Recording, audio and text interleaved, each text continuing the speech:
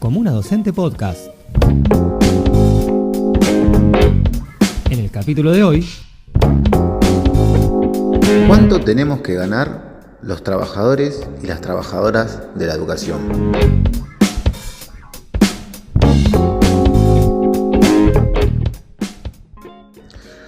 Este mes, los trabajadores y trabajadoras de la educación de la provincia de Buenos Aires recibimos un nuevo aumento pactado entre el gobierno de Axel Kicillof y el Frente Gremial Docente hegemonizado por el SUTEBA.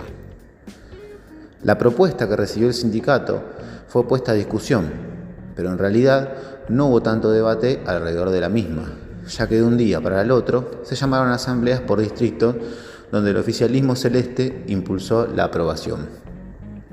A grandes rasgos, la propuesta aprobada implicaría un aumento del 30% a cobrar en agosto y otro 15% a cobrar en octubre.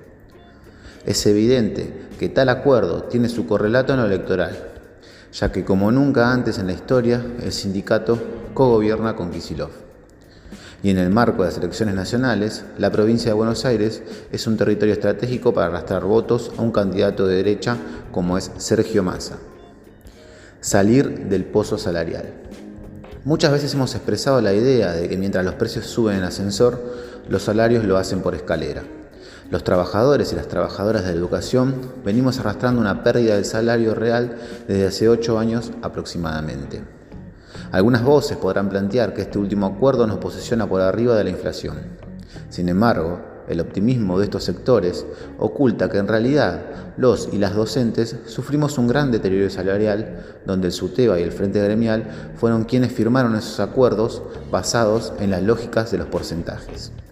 Esta lógica, junto con la de los aumentos de bonificaciones o ítems no remunerativos, nos llevó a un pozo salarial de que cada vez nos cuesta más salir. Si de lo que se trata es salir del pozo, es necesario discutir el salario de los trabajadores y las trabajadoras de la educación bajo otro método: la necesidad de volver a discutir un salario mínimo, vital y móvil. Desde hace años que las propuestas salariales de los diferentes gobiernos se basan en montos que aumentan el salario básico, sumas no remunerativas o bonificantes y otros ítems que generalmente se las conoce como sumas en negro. Del mismo modo, los acuerdos que se firman se realizan en diferentes tramos sin retroactivo. Pocas veces los docentes le ganamos a la inflación, es decir, una vez que se determina de cobrar las cuotas de los aumentos acordados, en términos reales terminamos perdiendo salario. Entendemos que discutir el salario de esa manera nos impide, en primer lugar, aumentar nuestro poder adquisitivo y, además, naturalizar la sobrecarga de trabajo para poder tener un salario que nos permita sostener una vida material y espiritual dignamente. Esto se debe al abandono, por parte de la mayoría de los sindicatos de nuestro país, y en este caso el SUTEBA, de la lucha por un salario mínimo vital y móvil reglamentado por la Constitución Nacional y el artículo 116 de la Ley de Contrato de Trabajo. El salario mínimo vital y móvil es la menor remuneración que debe percibir en efectivo el trabajador y trabajadora sin cargas de familia en su jornada legal de trabajo, de modo que se le asegure alimentación adecuada, vivienda digna, educación, vestuario, asistencia sanitaria, transporte y esparcimiento, vacaciones y previsión. En el caso de los y las docentes, este salario mínimo tiene que ser un piso para quien recién se inicia y adecuarse a nuestro trabajo, que implica tener en cuenta la forma de acceso al trabajo y la realidad cotidiana. Cargos en el caso de maestros y maestras y horas por materias en el caso de los profesores y las profesoras. Además, nuestro trabajo tiene que ver con el conocimiento, la cultura y la enseñanza. Entonces, ese salario mínimo debe contemplar los gastos de esa formación y actualización permanente como trabajadores y trabajadoras. Por una canasta básica de los trabajadores y trabajadoras de la educación. Desde Comuna Docente consideramos necesario cambiar el método de discutir lo salarial que nos saque de la espiral inflacionaria y a su vez salir del pozo salarial. Creemos que el punto de partida debe ser poder construir el valor en pesos de una canasta básica de los trabajadores y las trabajadoras de la educación.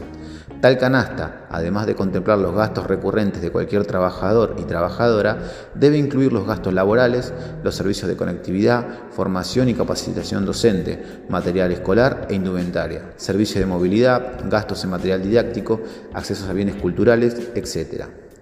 Democracia sindical para recuperar lo perdido y poner en valor nuestros ingresos.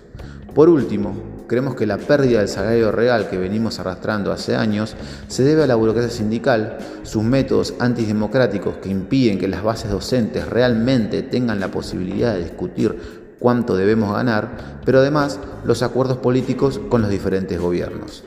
Por ello, resulta impredecible que militemos en cada escuela una consigna por el salario mínimo y vital y móvil e impulsemos la lucha en los espacios orgánicos del sindicato. Sin democracia sindical es imposible poder recuperar el salario y comenzar a mejorar nuestros ingresos que se traducirían, sin lugar a dudas, en una mejor educación para miles de estudiantes.